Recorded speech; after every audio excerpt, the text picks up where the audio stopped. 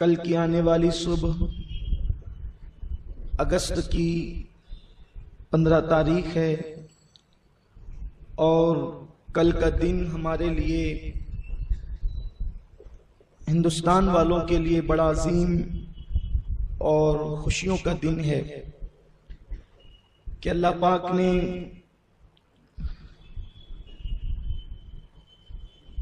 ایسے دن میں اہل ہند کو انگریزوں کے مظالم سے نجات عطا فرمائی۔ کچھ ہفتے پہلے ہم نے مرکز کے لیے عقیدہ شفاعت پر گفتگو کرنے کا اعلان کیا تھا، لیکن پھر حسن اتفاق کے انہی ایام میں جو ہمارا اجتماع تھا وہ احد شریف کی جنگ کے موقع پہ پڑ گیا، اور جنگ احد پر گفتگو بھی پھر وعدہ تھا کہ عقیدہ شفاعت پر گفتگو ہوگی، اور یہی طے بھی تھا، لیکن حالات کچھ ایسے بنے کہ احباب اہل سنت نے گزارش کی، حکم بھی دیا کچھ لوگوں نے کہ عقیدہ شفاعت پر پھر گفتگو آپ کر لیں۔ موقع جو اگست کی 15 تاریخ کا ہے، اگر آپ مجاہدین آزادی اور جنگ آزادی پر گفتگو کریں تو بہتر ہوگا، نوجوان اور نئی نسل کو سچی تاریخ دکھانے کے حوالے سے۔ سو ہم نے پھر اس بات کا ارادہ کر لیا کہ گفتگو اس ہفتے مرکز پر جنگ آزادی میں مسلمانوں کا کردار اس پر ہوگی۔ ہم اپنی گفتگو کا آغاز قلندر لاہوری ڈاکٹر اقبال کے 2 مصروں سے کرتے ہیں۔ مقامات مقدسہ کا استثناء کرتے ہوئے یہ بات اگر کہی جائے تو ڈاکٹر اقبال حق بجانب ہے۔ سارے جہاں سے اچھا ہندوستان ہمارا، ہم بلبلیں ہیں اس کی یہ گلستان ہمارا۔ اور مزید کہا ہے، ہند کو ناز ہے جس پر وہ نشانی ہم ہے، ہند کو ناز ہے جس پر وہ نشانی ہم ہے، تاج اور لال قلعہ کے اس دیش میں بانی ہم ہے۔ تاریخ کے ساتھ یہ مظالم ہمیشہ ہوتے رہے ہیں اور آئندہ بھی ہوتے رہیں گے کہ تاریخ جو ہے وہ گڑ گڑ کر لکھی جائے گی اور گڑ گڑ کر پیش کی جائے گی۔ ہمیشہ اہل اخلاص اور مخلصین کے ساتھ